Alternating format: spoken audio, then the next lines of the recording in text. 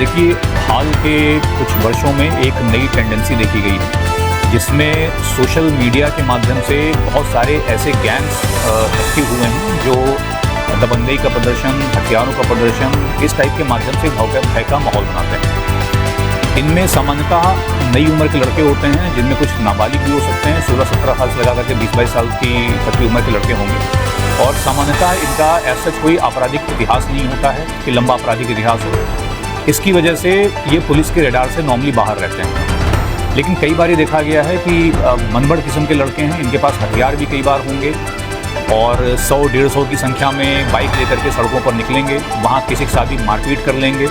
आपस में गैंग्स में भी लड़ाई होती है। लेकिन नई उम्र के होने के चलते और आपराधिकता न होने के चलते रडार पर नहीं रहते थे और कई घटनाएं, कई जनपदों में गंभीर घटनाएं इस प्रकार की हुई जिसमें इस तरीके के गैंग्स का नाम सामने आया। इसके बाद डीआईजी रेंज वाराणसी सर के द्वारा ये ऑपरेशन वज्रपात एक अभियान विशेषकर ऐसे गैंग्स के लिए चिन्हीकरण के लिए शुरुआत किया गया था, ताकि ऐसे जो नई उम्र के लड़कों गैंग है इनको चिन्हीकरण किया जा सके और उन पर कठोर कार्रवाई की जा सके जो अभी तक हमारी ट्रेडिशनल पुलिसिंग के दायरे से बाहर है। इसी क्रम में 1 तारीख से लेकर 5 तारीख तक 5 दिवसीय सघन अभियान चलाया गया था, जिसमें विशेषकर सोशल मीडिया की मॉनिटरिंग के माध्यम से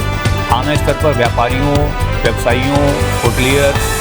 इन सबकी मीटिंग के माध्यम से एवं अन्य महलों स्रोतों के माध्यम से भी ये जानकारी की गई कि कौन से इस प्रकार के गैंग्स संचालित हो रहे हैं जो लगातार मनबढ़ी कर रहे हैं, गुंडाई कर रहे हैं, उस प्रकार की हरकतें कर रहे हैं। 5 दिन के इस पूरे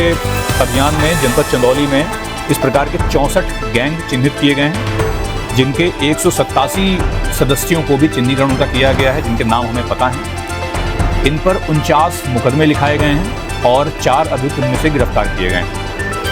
इन सभी के यहाँ पर भारी पुलिस बल के साथ दबिश दी भी गई है और जो बचे हुए उनके आगे दबिश दी भी जाती रहेगी, ताकि ये मैसेज क्लियर रहे कि ऐसे जो भी गैंग्स चल रहे हैं इनके खिलाफ सख्ती से कार्रवाई होगी। इनके गांव मोहल्लों, इनके परिवारों को भी पता रहे कि इस प्रकार की हरकतें कर रहे हैं और पुलिस की इन पे सख्त निगाह है।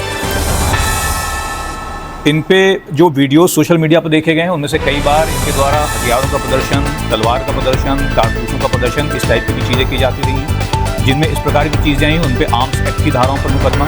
जिनमें धमकाने या भय उत्पन्न करने ऐसी चीज़ें जो वीडियोज उपलब्ध हैं उन पे उस प्रकार की धाराओं पर मुकदमे लिखाए गए हैं।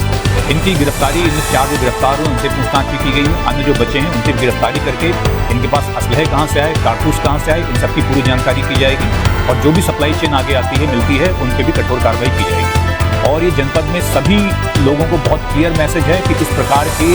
जो ऑनलाइन एक तरीके का भय उत्पन्न करने का जो माहौल चल रहा है, अब ये हमारे रेडार पे हैं, इन पर सतत कार्रवाई होगी और किसी भी दशा में इनको छोड़ा नहीं।